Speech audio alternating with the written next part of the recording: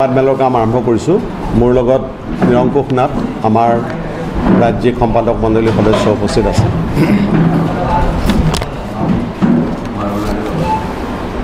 আপোনালোকে জানে যে প্ৰথম পৰ্যায়ৰ যিটো ভোট, এই প্ৰথম পৰ্যায়ৰ ভোটৰ কাৰণে ইতিমধ্যে মনোনয়ন পত্ৰ দাখিলৰ পৰ্বটো আৰম্ভ হৈছে।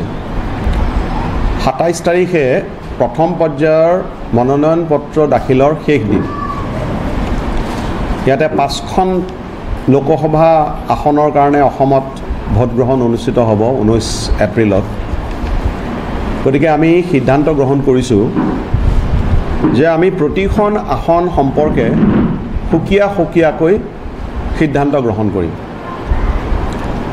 প্ৰথম পৰ্যায়ত যি 5খন আসন আছে তাৰ ভিতৰত ডিব্ৰুগড় আসনখনত আমি সিদ্ধান্ত গ্ৰহণ কৰিছোঁ যে অসম জাতীয় পৰিষদৰ সভাপতি লুৰিণজ্যোতি গগৈক আমি পূৰ্ণ সমৰ্থন দিম আৰু তেখেতৰ সমৰ্থনত আমি নিৰ্বাচনী প্ৰচাৰ কাৰ্য নিজস্বভাৱে সংগঠিত কৰিম।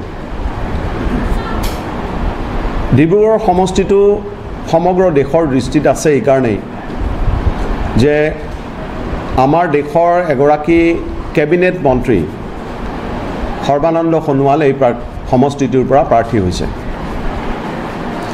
আৰু সৰ্বানন্দ সোণোৱাল যাতে পৰাজিত হয় তাৰ কাৰণে আমি বিশেষভাৱে আগ্ৰহী। কাৰণ অসমত সমগ্ৰ দেশৰ লগতে অসমত যে কা প্ৰয়োগ হ'ল বা কা আইনখন যেতিয়া অনা হৈছিল তেতিয়া সৰ্বানন্দ সোণোৱাল আছিল মুখ্যমন্ত্ৰী আৰু অসমৰ ৰাইজে বিৰাট তেখেতক অনুৰোধ জনাইছিল যে আপুনি বহুতে আপোনাক জাতীয় নায়ক আখ্যা দিছে। এই জাতীয় নায়কজনে জাতিৰ সংকটৰ সময়ত অৰ্থাৎ কা আইন প্ৰণয়নৰ সময়ত মুকলিভাৱে আপুনি এইখন আইনৰ বিৰুদ্ধে অন্ততঃ মাত এষাৰ মাতক। যদি সৰ্বানন্দ সোণোৱালে কা প্ৰণয়নৰ পূৰ্বে নিজস্ব মতামত দাঙি ধৰিলেহেঁতেন তেনেহ'লে কা প্ৰণয়ন কৰাটো ইমান সহজ নহ'লহেঁতেন। কিন্তু কেৱল নিজৰ ৰাজনৈতিক কেৰিয়াৰৰ স্বাৰ্থত সৰ্বানন্দ সোণোৱাল নিশ্চুপ হৈ থাকিল। তাৰ পাছত কা আইন গৃহীত হ'ল আৰু কা আইন গৃহীত হোৱাৰ পাছত সমগ্ৰ ৰাজ্যতে আমি অভূতপূৰ্ব জাগৰণ দেখিবলৈ পাইছিলোঁ।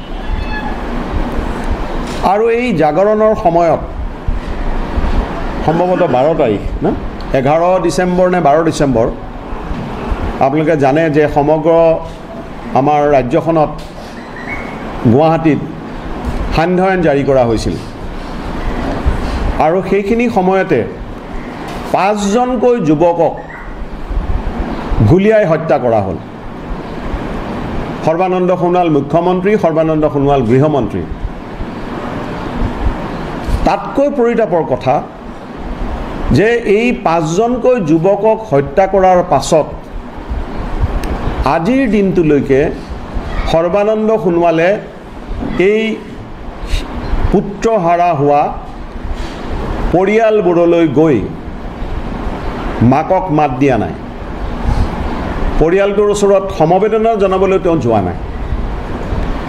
গতিকে এই সৰ্বানন্দ সোণোৱাল, যি সৰ্বানন্দ সোণোৱাল বিজেপিৰ সকলো অপকৰ্মৰ লগত যুক্ত, এই সৰ্বানন্দ সোণোৱাল যাতে ডিব্ৰুগড় সমষ্টিত পৰাজিত হয় তাৰ কাৰণে আমি সিদ্ধান্ত গ্ৰহণ কৰিছোঁ যে ইয়াৰ বিৰুদ্ধে এগৰাকী শক্তিশালী প্ৰাৰ্থী ইতিমধ্যে নিৰ্বাচনত অৱতীৰ্ণ হৈছে, লুৰিণজ্যোতি গগৈ। গতিকে লুৰিণজ্যোতি গগৈক প্ৰতি আমি পূৰ্ণ সমৰ্থন জ্ঞাপন কৰিবলৈ সিদ্ধান্ত গ্ৰহণ কৰিছোঁ। ইয়াৰ লগতে আৰু 4টা সমষ্টি আছে। এই 4টা সমষ্টি সম্পৰ্কে আমি মনোনয়ন পৰ্বটো শেষ হোৱাৰ পাছত সিদ্ধান্ত গ্ৰহণ কৰিম। যোৰহাট, আপোনাৰ লখিমপুৰ, কাজিৰঙা, শোণিতপুৰ এই 4টা সমষ্টি সম্পৰ্কে আমি মনোনয়ন দাখিলৰ পাছতে সিদ্ধান্ত গ্ৰহণ কৰিম আমি কিন্তু এটা লক্ষ্যৰ পৰা কেতিয়াও আঁতৰি নাযাওঁ ৰাজনৈতিক পৰিস্থিতি যিয়ে নহওক সেয়া হ'ল বিজেপিক আমি পৰাজিত কৰিব লাগিব গতিকে বিজেপিক পৰাজিত কৰাৰ কাৰণে কি কৌশল লোৱা উচিত কাক সমৰ্থন কৰা উচিত সেয়া আমি সিদ্ধান্ত ল'ম পৰ্যায়ক্ৰমে গতিকে প্ৰথম সিদ্ধান্ত হিচাপে সৰ্বানন্দ সোণোৱালৰ পৰাজিত কৰাৰ স্বাৰ্থত আমি লুৰিণজ্যোতি গগৈক পূৰ্ণ সমৰ্থন দিবলৈ সিদ্ধান্ত গ্ৰহণ কৰিছোঁ আমাৰ দলৰ সদস্য সমৰ্থকসকলে নিজাববীয়াকৈ তেওঁৰ হৈ প্ৰচাৰ চলাব আৰু সভা সমাৱেশ অনুষ্ঠিত কৰিব এইটো হ'ল নিৰ্বাচন সম্পৰ্কে আৰু দ্বিতীয়তে ইলেক্ট্ৰেল বণ্ডৰ ক্ষেত্ৰত আপোনালোকে জানে পৰহি ৰাতি দিল্লীৰ মুখ্যমন্ত্ৰী অৰবিন্দ কেজৰিৱালক গ্ৰেপ্তাৰ কৰিছে তেখেত হ'ল দ্বিতীয় মুখ্যমন্ত্ৰী যাক বিজেপি চৰকাৰে ষড়যন্ত্ৰমূলকভাৱে জেলত থৈছে তেওঁলোকৰ ৰাজনৈতিক স্বাৰ্থ পূৰণ কৰাৰ কাৰণে অৰবিন্দ কেজৰিৱালৰ বিৰুদ্ধে যিবিলাক অভিযোগ আছে সেই অভিযোগবিলাক প্ৰমাণ কৰাকৈ এতিয়ালৈকে তেওঁলোকে কোনো সাক্ষী প্ৰমাণ দাঙি ধৰিব পৰা নাই কোনো নগদ ধন তেওঁলোকে উদ্ধাৰ কৰিব পৰা নাই তেওঁলোকে অভিযোগ যিটো আনিছে সেইটো হ'ল আপোনাৰ লিকাৰ পলিচি মদ সম্পৰ্কীয় নীতি এই লিকাৰ পলিচিৰ কেন্দ্ৰ কৰি পেলাই যিবিলাক ঘটনা ঘটিছে তাত যিজন মানুহক গ্ৰেপ্তাৰ কৰা হৈছিল এই সম্পূৰ্ণ ঘটনাটোৰ লগত জড়িত বুলি তেখেতৰ নামটো হৈছে পিনাক শৰৎ চন্দ্ৰ ৰেড্ডি তেওঁ হ'ল অৰবিন্দ ফাৰ্মাচিউটিকেলৰ মূল মানুহ তেওঁক মূল অভিযুক্ত হিচাপে গ্ৰেপ্তাৰ কৰিছিল আপোনাৰ ইডিয়ে 10 নৱেম্বৰ 2022 চনত কিন্তু আশ্চৰ্যজনক কথা যি লিকাৰ পলিচি কেছৰ কাৰণে ৰেড্ডিক গ্ৰেপ্তাৰ কৰা হৈছে এই ৰেড্ডিৰ অৰবিন্দ ফাৰ্মাই 10 নৱেম্বৰত গ্ৰেপ্তাৰ কৰাৰ পাছত 15 নৱেম্বৰত ইলেক্ট্ৰেল বণ্ডৰ জৰিয়তে 5 কোটি টকা বিজেপিৰ ফাণ্ডলৈ দান দিছে গতিকে কাক গ্ৰেপ্তাৰ কৰিছে আৰু কোন জড়িত আছে তাৰ পিছত ইয়াতে কাহিনী শেষ হোৱা নাই 2023 চনত 1 জুনত এই ৰেড্ডি আপোনাৰ পিনাক ৰেড্ডি তেখেত আপোনাৰ ৰাজসাক্ষী হৈ গ'ল এপ্ৰুভাৰ হৈ গ'ল আৰু এপ্ৰুভাৰ হোৱাৰ পাছত পুনৰ আপোনাৰ নৱেম্বৰ 8 নৱেম্বৰ 2023 চনত পুনৰ এই অৰবিন্দ ফাৰ্মাই বিজেপিৰ নিৰ্বাচনী পুঁজিলৈ 35 কোটি টকা দান দিছে অৰ্থাৎ 40 কোটি টকা এই কোম্পানী অৰবিন্দ ফাৰ্মা যাৰ মালিক হৈছে এই ৰেড্ডি যি ৰেড্ডিক এই লিগাৰ পলিচি কেছৰ কাৰণে গ্ৰেপ্তাৰ কৰা হৈছিল তেওঁলোকে 40 কোটি টকা নিৰ্বাচনী পুঁজিলৈ গ্ৰেপ্তাৰ হোৱাৰ পাছত তাৰ পাছতো তেওঁলোকে পইচা দিছে সৰ্বমুঠ 44.5 কোটি টকা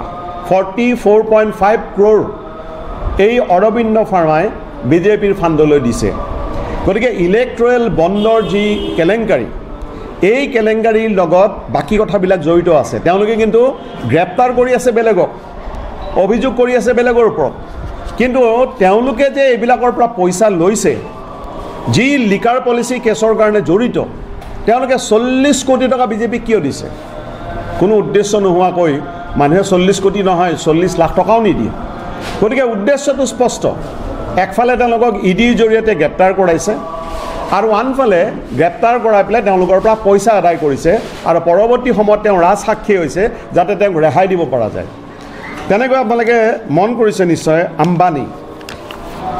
আম্বানীৰ আপোনাৰ কোম্পানী কুইক সাপ্লাই তেওঁলোকে বিজেপিয়ে মানে পইচা দিছে 385 কোটি টকা গতিকে এই বিজেপি দলে সম্পূৰ্ণ টকা এতিয়া নিৰ্বাচনী অভিযানবিলাকত তেওঁলোকে ব্যৱহাৰ কৰিব হাজাৰ হাজাৰ কোটি টকা এতিয়ালৈকে প্ৰায় 9000 কোটি টকাৰ হিচাপ আনুমানিক হিচাপ পোৱা গৈছে এই টকাবিলাক তেওঁলোকে মানুহক কিনাৰ কাৰণে তেওঁলোকৰ প্ৰচাৰ কাৰ্য চলাই নিয়াৰ কাৰণে তেওঁলোকৰ কৰ্মীসকলক যাতে তেওঁলোকে অধেল পইচা তেওঁলোকে দিব পাৰে, আনকি পৃষ্ঠা প্ৰমুখলৈ এই পইচা যাব।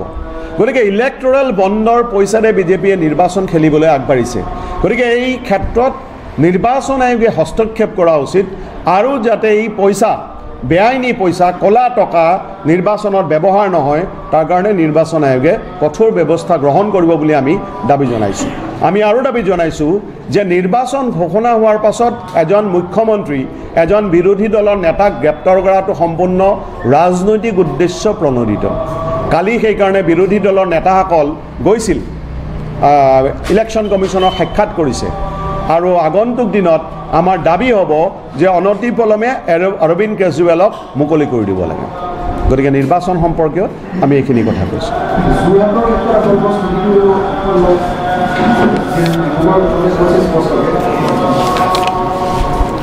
যোৰহাটৰ ক্ষেত্ৰত আমি সিদ্ধান্ত গ্ৰহণ কৰিম। যোৰহাটতো এটা তীব্ৰ প্ৰতিদ্বন্দ্বিতা হ'ব আমি লক্ষ্য কৰিছোঁ।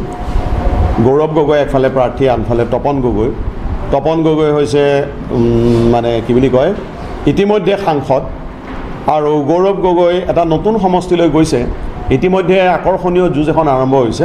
গতিকে আমি নমিনেশ্যনবিলাক শেষ হোৱাৰ পাছত কি ধৰণে আগবাঢ়িব পৰা যায় যোৰহাটৰ সম্পৰ্কত, অন্য কেৱল যোৰহাটে নহয়, লখিমপুৰৰ ক্ষেত্ৰত, শোণিতপুৰৰ ক্ষেত্ৰত আৰু ইফালে কাজিৰঙা সমষ্টিৰ ক্ষেত্ৰত, এই 4টা সমষ্টি সম্পৰ্কে মনোনয়ন পত্ৰ পৰ্বটো শেষ হোৱাৰ পাছতহে আমি সিদ্ধান্ত গ্ৰহণ কৰিম। আপোনালোকে এনেকুৱা হৈছে নেকি যে বৰপেটা সমষ্টিত এতিয়ালৈকে কংগ্ৰেছে এৰি দিয়া নাই, গতিকে ডাইৰেক্টলি আপোনালোকে কংগ্ৰেছক সমৰ্থন কৰিব যোৱা নাই, মানে মনোনয়ন পত্ৰ ৰখি আছে, তেনেকুৱা হ'ব পাৰে নেকি? তেনেকুৱা পৰিস্থিতিত আছে নেকি আপোনালোক? বৰপেটাত এৰি দিয়া নাই আপোনালোকে? বৰপেটা সমষ্টিটো এতিয়ালৈকে প্ৰাৰ্থীটো ঘোষণাহে কৰা হৈছে, কোনেওতো নমিনেশ্যন দিয়া নাই। আমি তেওঁলোকক আবেদন জনাইছোঁ ইতিমধ্যে যে আপোনালোকে প্ৰাৰ্থী দিব নালাগে। এইটো হৈছে অসমৰ বৌদ্ধিক সমাজৰ মত, এইটো হৈছে অসমৰ বিৰোধী ৰাজনৈতিক দল যিসকল এই প্ৰক্ৰিয়াটোত জড়িত আছে, বিৰোধী ঐক্য মঞ্চৰ লগত জড়িত আছে। বিৰোধী ঐক্য মঞ্চৰ সকলো নেতাই মুকলিভাৱে কংগ্ৰেছ দলক আহ্বান জনাইছে আপোনালোকে প্ৰাৰ্থী প্ৰত্যাহাৰ কৰক। গতিকে কংগ্ৰেছ দলৰ লগত এতিয়ালৈকে আমাৰ কোনো ৰাজনৈতিক মানে নিৰ্বাচনী বুজাবুজি হোৱা নাই। আমি আশা কৰিছোঁ এই বুজাবুজিটো হ'ব, কিন্তু নহ'লেও আমাৰ লক্ষ্যটো হ'ল বিজেপিক পৰাজিত কৰা। গতিকে বিজেপিক পৰাজিত কৰাৰ কাৰণে যি কৌশল ল'ব লাগে সেই কৌশলে আমি অৱলম্বন কৰিম। আপোনালোকে সেই কৰিব পাৰে নেকি, তৃণমূল কংগ্ৰেছ বা আপকো সমৰ্থন কৰিব পাৰে নেকি? কাৰণ তৃণমূল কংগ্ৰেছে ইতিমধ্যে 5 জন দিছে, প্ৰাৰ্থী দিছে, আৰু নহয়, আমি এনেকৈ নিৰ্বাচনী কৌশল কৰিম যাতে বিজেপি পৰাজিত হয়। সম্ভৱ হ'লে আপক বা তৃণমূল নাই, এইটো নিৰ্ভৰ কৰিব পৰিস্থিতিৰ ওপৰত। সমষ্টিবিলাকত কাৰ সমৰ্থন কেনেকুৱা আছে, শক্তি কেনেকুৱা আছে, এইবিলাক আমি বিবেচনা কৰিম। এতিয়া নমিনেশ্যন পৰ্বটো শেষ হোৱা নাই। এতিয়া কোকৰাঝাৰত কি হ'ব, অন্যান্য সমষ্টিবিলাকত কি হ'ব, মঙলদৈত কি হ'ব, এইবিলাক আমি মনোনয়নবিলাক সেইকাৰণে আমি ৰৈ আছোঁ। কথা হ'ল যে আমাৰ দলটোতকৈও গুৰুত্বপূৰ্ণ হ'ল বিজেপিক কোনে পৰাজিত কৰিব পাৰিব। গতিকে এই মুহূৰ্তত আমি এই মনোনয়ন পৰ্বটো শেষ হোৱাৰ পাছত আমি পৰ্যায়ক্ৰমে সিদ্ধান্ত গ্ৰহণ কৰিম। সিদ্ধান্ত মানে আমি চাইলেণ্ট স্পেক্টেটৰ নহওঁ। আমি বিজেপিক পৰাজিত কৰাৰ কাৰণে নিজস্ব শক্তি লৈ আমি নিৰ্বাচনী প্ৰচাৰত নামিম। গতিকে বিজেপিক পৰাজিত কৰাৰ লক্ষ্যটো আমাৰ সৰ্বভাৰতীয় নীতি। এই নীতিৰ ভিত্তিত আমি অসমতো কাম কাজবিলাক আগবঢ়াই লৈ যাম। কি ক'লে? হয় হয় হয়, নাই, কংগ্ৰেছটো আমাৰ কাৰণে ঐচ্যুত নহয়, ইজ নট আনটাচেবল নহয়। যদি কংগ্ৰেছ প্ৰাৰ্থীজন আগবাঢ়ি থাকে তেনেহ'লে তেওঁক আমি ডেফিনেটলি সমৰ্থন কৰিম, শক্তিশালী প্ৰাৰ্থী চাই পেলাই। গতিকে এইটোত আমাৰ আনটাচেবল নহয়। আমি সেইকাৰণে সমষ্টিভিত্তিক সিদ্ধান্তবিলাক গ্ৰহণ কৰাৰ কাৰণে, কাৰণ প্ৰতি 14খন আসনত এতিয়া আপোনাৰ ডিফু আসনখন কংগ্ৰেছৰ প্ৰাৰ্থী দিব, আফালে জন ইংতি কাঠাৰেও কৈছে তেখেতৰ প্ৰাৰ্থী হ'ব। কোন আগবাঢ়িব, শক্তিশালী প্ৰাৰ্থী কোন হ'ব, এই গোটেইবিলাক দিশ চাই পেলাই আমি সিদ্ধান্তবিলাক ল'ম।